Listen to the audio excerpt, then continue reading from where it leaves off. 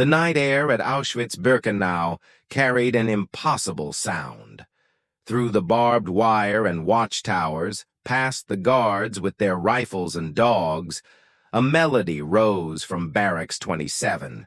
It started with one voice, cracked and weak, then joined by another and another, until dozens sang together in the darkness. The German guards stopped their rounds, confused and angry. Why were these people singing? They had nothing. They were nothing according to Nazi ideology. Yet night after night, the songs continued, growing stronger, more defiant. What the guards didn't understand was that these weren't just songs. They were weapons. They were hope made audible. They were the one thing the Third Reich could never confiscate, the human spirit's refusal to be broken. This is the true story of how music became resistance, how melody became memory, and how a group of condemned prisoners used their voices to preserve their humanity in humanity's darkest hour. Call to action. If this story moves you, please subscribe to our channel and hit the notification bell. History must never be forgotten, and these voices deserve to be heard across generations. Share this video to honor those who sang in the darkness. Now let's begin. Chapter 1. The Arrival. The cattle cars arrived at Auschwitz in the autumn of 1943, packed with Jewish families from Hungary. Among them was David Rosenberg, a cantor from Budapest, his wife Sarah and their 2 children, Rebecca and Samuel. The journey had taken 4 days without food, water, or sanitation. When the doors finally opened, the smell of death greeted them before anything else. The SS officers shouted commands in German, their voices sharp as whips. Dogs barked and lunged at the prisoners. Families were torn apart on the platform, men to the left, women and children to the right. David watched helplessly as Sarah clutched their children, her eyes meeting his for what he somehow knew might be the last time. He tried to memorize her face, the way she held Rebecca's hand, how Samuel pressed against her side. The selection process was swift and merciless. Dr. Joseph Mengele, the infamous Angel of Death, pointed his baton left or right with theatrical indifference. Those sent right went to the gas chambers immediately. Those sent left had a temporary reprieve. They were strong enough for slave labor. David was sent left. He turned to look for Sarah and the children, but they had already disappeared into the crowd, moving toward the right. He would learn later that they were murdered within hours of arrival. Their bodies burned in the crematoria that operated day and night. But in that moment, he didn't know. He still had hope. The barracks were worse than any nightmare David could have imagined. Wooden bunks, stacked 3 high, each meant for 1 person, but crammed with 4 or 5. The smell of unwashed bodies, disease, and despair filled every breath. Thin striped uniforms that provided no warmth. Wooden clogs that destroyed feet within days. A bowl of watery soup and a piece of bread constituted the daily rations, barely enough to sustain life, just enough to prolong death.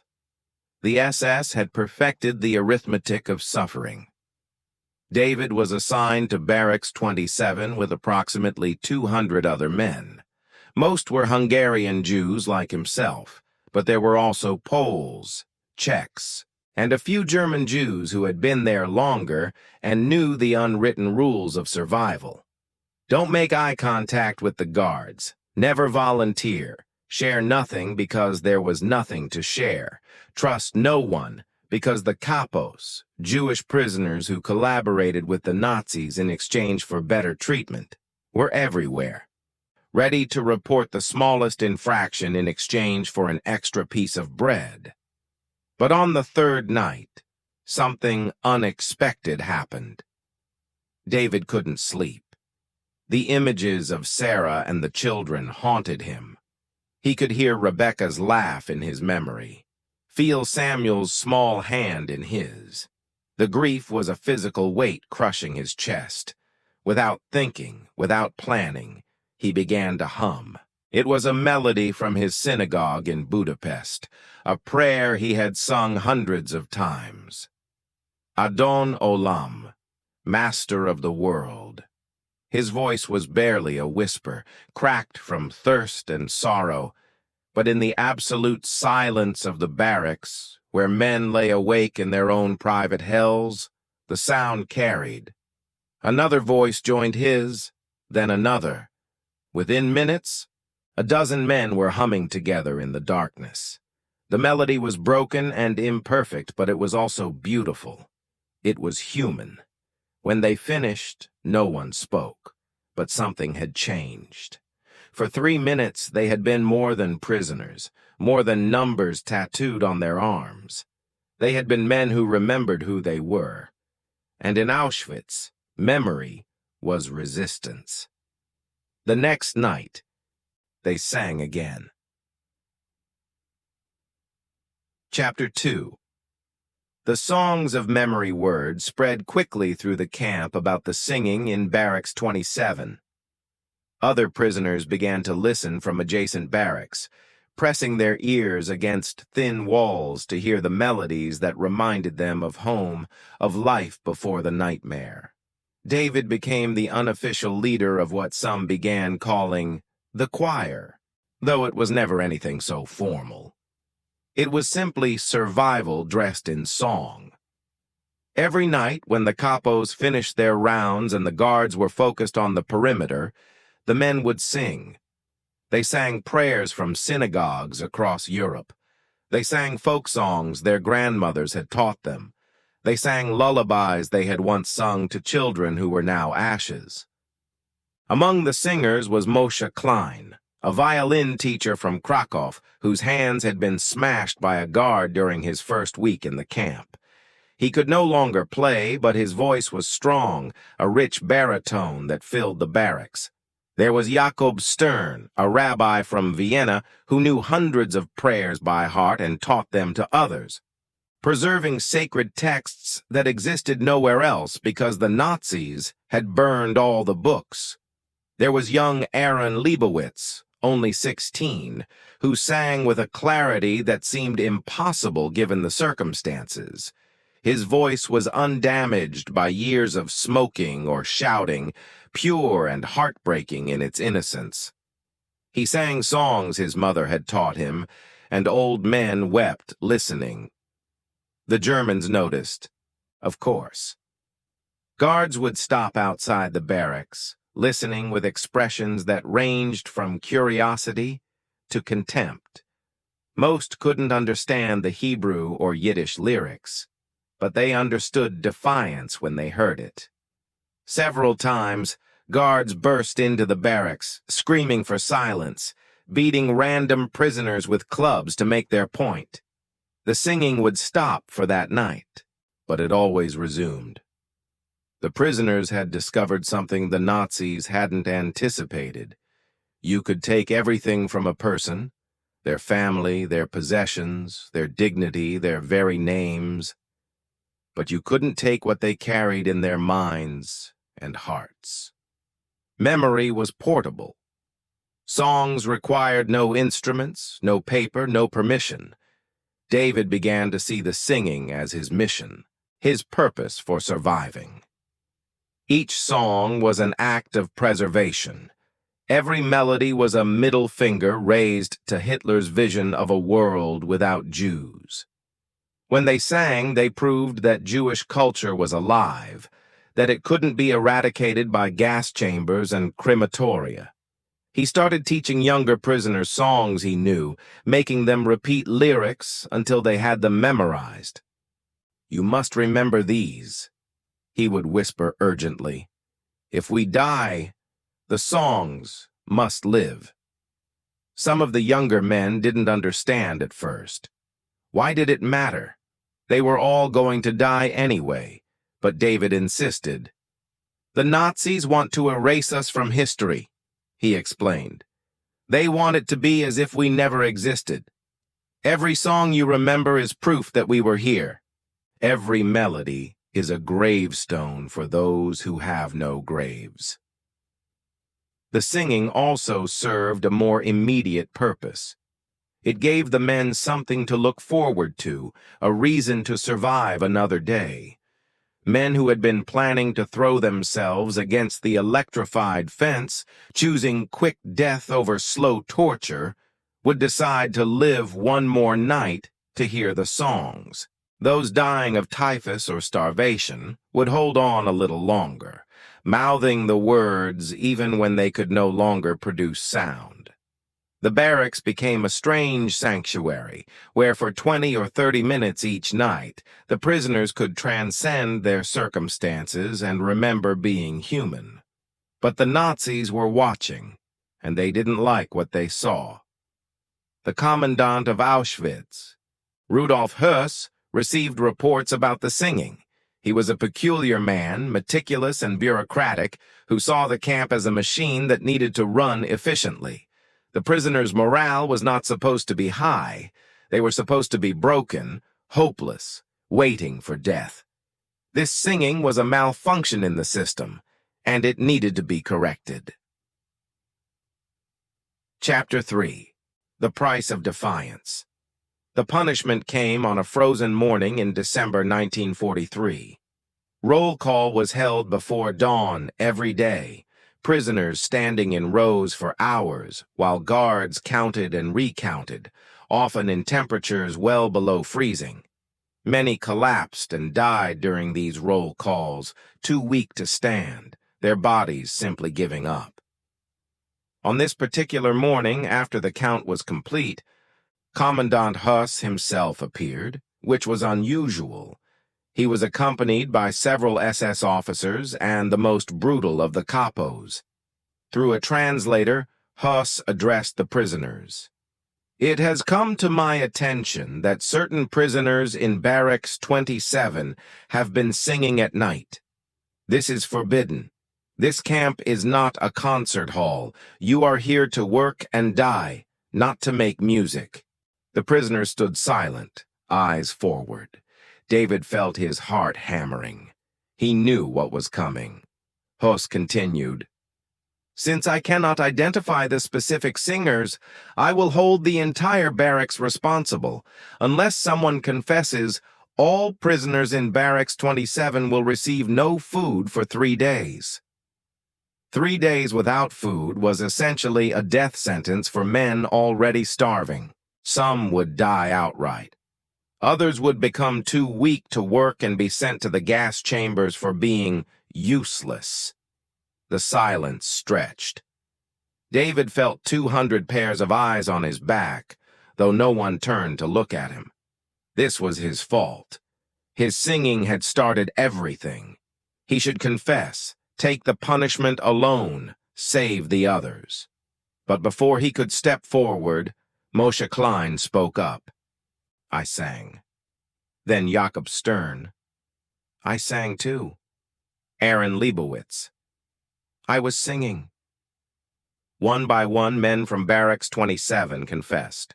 Within minutes, 63 men had claimed responsibility. Höss's face darkened with rage. He hadn't expected solidarity. The entire point of the camp system was to break human bonds, to make everyone desperate and selfish, willing to betray anyone for an extra day of life. But here were dozens of men volunteering for punishment to protect each other. It was intolerable. "Fine," Höss said coldly. "All 63 will be punished, 20 lashes each, and if I hear singing again, I will hang 10 men from Barracks 27 as an example." The beatings took place in the center of the camp, where all prisoners were forced to watch. The SS guards used wooden clubs and leather whips, methodical and thorough. Some men lost consciousness after a few strikes. Others endured the full 20, biting through their lips to avoid screaming. David was number 17. The first strike felt like his back had been set on fire. By the 10th, he couldn't tell where one wound ended and another began. By the 20th, He was barely conscious, his legs unable to hold him. They dragged him back to the barracks and dumped him on his bunk. He lay face down, his shirt stuck to his back with blood, and wondered if this was how he would die. That night, no one sang. The barracks was silent except for the groans of the wounded. But the next night, something remarkable happened. Aaron Leibowitz, the 16-year-old with the pure voice, began to hum. He was careful, quiet, barely audible, but in the darkness others heard. Moshe joined him, then Jacob, then David, despite the agony in his back, opened his cracked lips and let sound emerge. They sang a prayer, Ani Ma'amin, I believe. It was one of the 13 principles of Jewish faith, a declaration of belief in the coming of the Messiah even when all hope seemed lost. The irony wasn't lost on any of them. They were in hell, singing about faith. But that was precisely the point.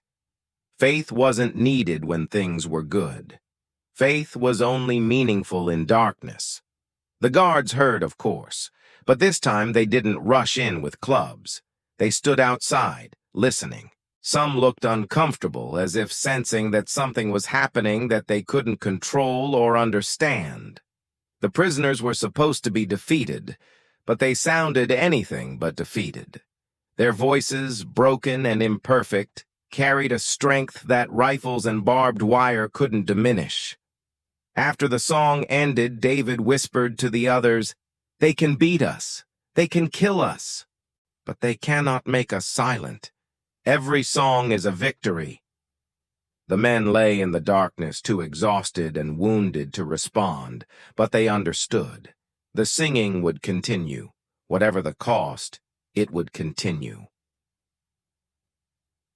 Chapter 4. Songs the Guards Couldn't Understand.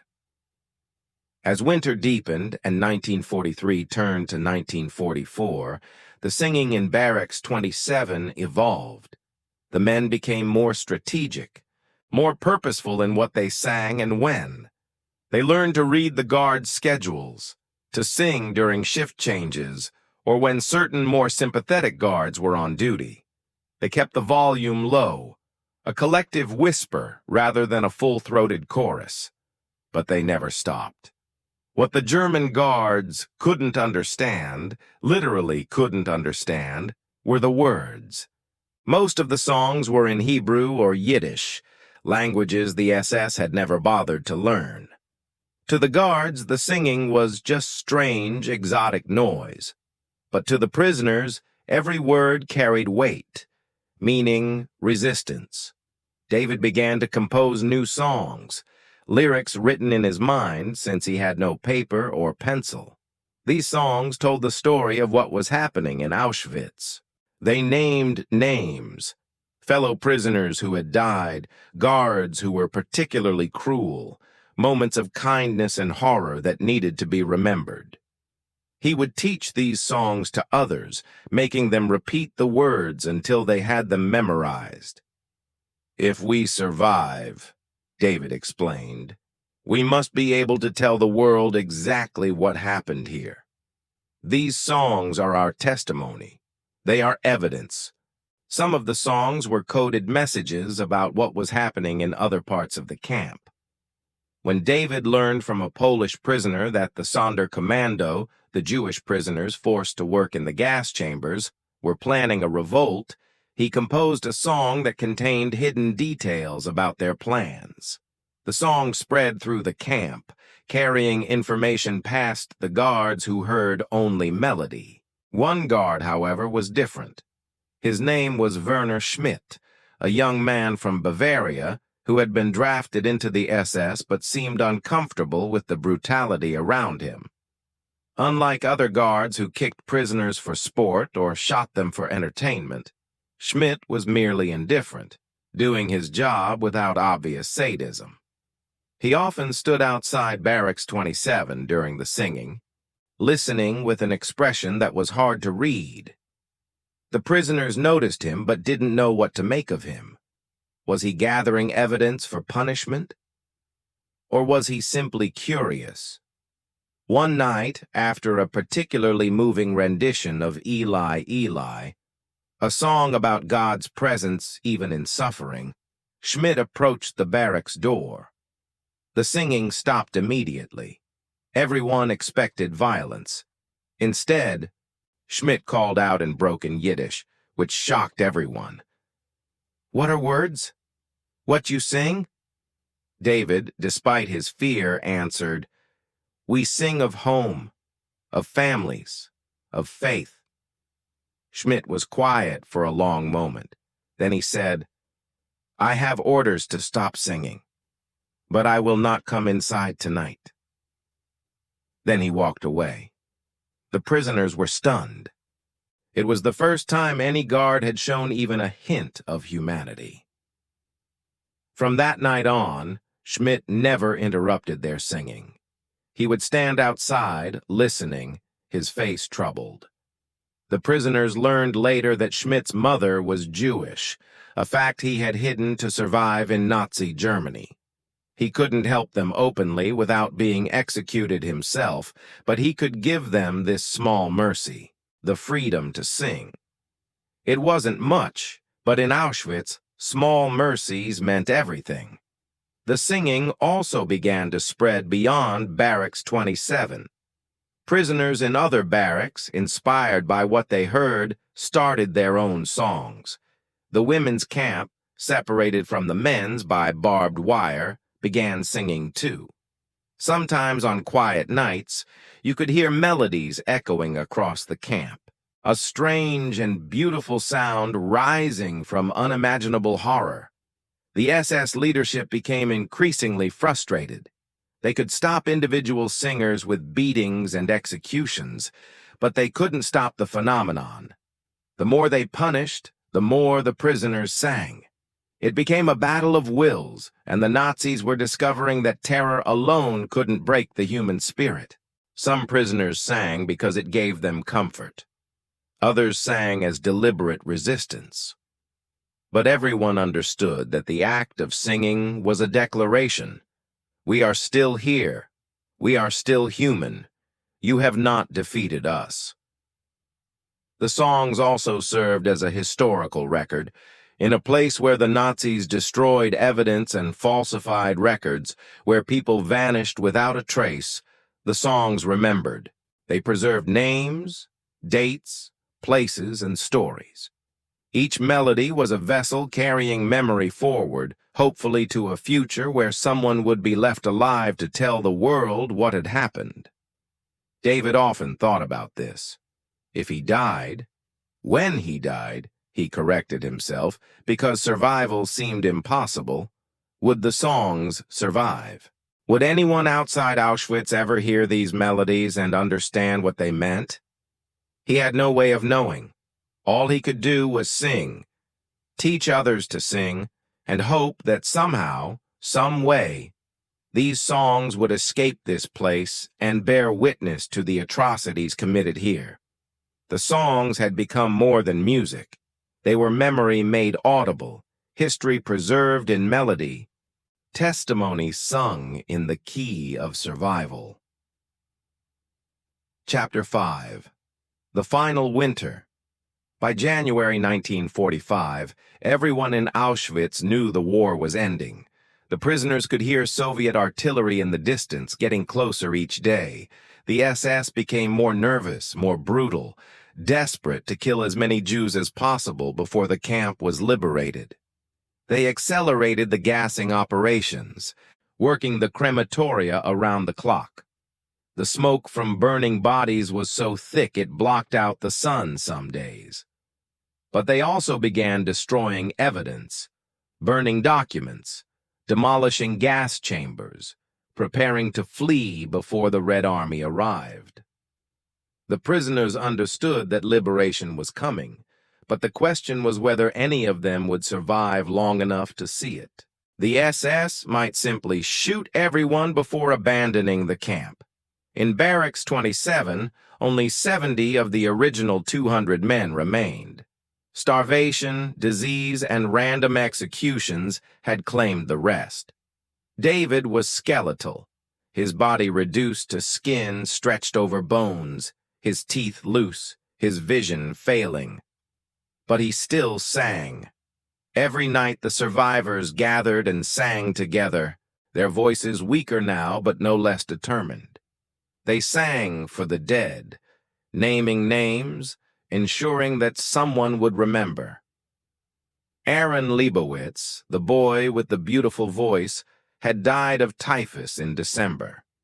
Before he passed, he made David promise to remember a song his mother had taught him, a lullaby about a bird that couldn't be caged. David added it to their repertoire, and now they sang it every night, keeping Aaron's memory alive. On January 17, 1945, the SS began evacuating Auschwitz. Prisoners who could walk were forced on death marches westward, trudging through snow without adequate clothing or food. Thousands died along the way, shot if they fell behind. But the SS left behind prisoners too sick or weak to march, including most of the men from Barracks 27. The guards simply abandoned them, assuming they would die anyway before the Soviets arrived. For the first time in years, there were no guards in the watchtowers, no SS patrols, no capos terrorizing the barracks. The prisoners were free, technically, but they were also starving, sick, and stranded in the middle of winter with no food or heat. That night, David gathered the remaining men, maybe 40 were still conscious, and proposed they sing one final time. "We don't know if we'll survive until the Russians arrive," he said. "We should sing now, while we can." So they sang. They sang every song they knew, going through the entire repertoire they had built over 15 months. They sang prayers and lullabies, folk songs and compositions David had created. They sang for hours, their voices echoing through the empty camp, a concert performed for the dead. The snow fell gently outside, and for a brief moment, it was almost peaceful. When they finished, David said, "If we die tonight, at least we die as men, not animals. We die remembering who we were." But they didn't die that night. The Soviet army liberated Auschwitz on January 27, 1945. Soldiers burst into Barracks 27 expecting to find corpses. Instead, they found living men, barely singing. David was unconscious by then, his body finally giving up, but others were still humming, unable to stop even in liberation. The Soviet soldiers, hardened veterans who had seen countless horrors, stood in the doorway and wept. They had liberated many camps, but they had never encountered anything like this. Prisoners at death's door, using their last strength to sing. One Soviet officer, a Jewish man from Moscow named Captain Yakov Reznik, listened to the singing and understood immediately what he was hearing. These weren't just songs, they were testimony, they were evidence, they were memory preserved against all odds. The survivors were taken to field hospitals, but many didn't survive liberation. Their bodies, pushed beyond all endurance, simply shut down once the immediate crisis ended. Moshe Klein died 3 days after liberation, finally allowing himself to let go. Jakob Stern lived another week, long enough to write down the names of everyone he could remember who had died in Auschwitz. David survived. Against all probability, his body fought through typhus, starvation, and total exhaustion. He woke up in a Soviet hospital 6 weeks after liberation, weighing less than 90 pounds, barely recognizable as human. The first thing he did was sing. A nurse heard him and started crying, not understanding the words, but understanding the emotion. David knew then that his mission wasn't finished. He had survived for a reason, to make sure the songs and the stories they contained reached the world. Chapter 6. The Words They Finally Heard. David Rosenberg spent the next 50 years making sure the world heard those songs. After recovering from Auschwitz, he emigrated to New York, where he became a cantor again, rebuilding his life from ashes. But he never forgot his promise. He recorded every song he could remember from Auschwitz, documenting not just the melodies, but the stories behind them, who composed them, why they were sung, what they meant. He traveled to schools, universities, and synagogues, teaching the songs and explaining their significance. Whenever people asked why singing mattered in a death camp, David would explain. The Nazis wanted to reduce us to numbers. Every song was proof that we were still human, still connected to our history, our families, our faith. They could murder our bodies, but they couldn't murder our culture as long as we sang. In 1961, David testified at the trial of Adolf Eichmann in Jerusalem. During his testimony, he sang one of the songs from Auschwitz. The entire courtroom fell silent, listening to this melody born in hell, preserved through sheer determination. Eichmann, the bureaucrat who had organized the logistics of genocide, sat expressionless, but the judges and observers wept. The song, a simple prayer for peace, was more powerful than hours of documentary evidence. It made the abstract concrete, transformed statistics into humanity. After David finished, the judge asked him to translate the words. David did, his voice breaking.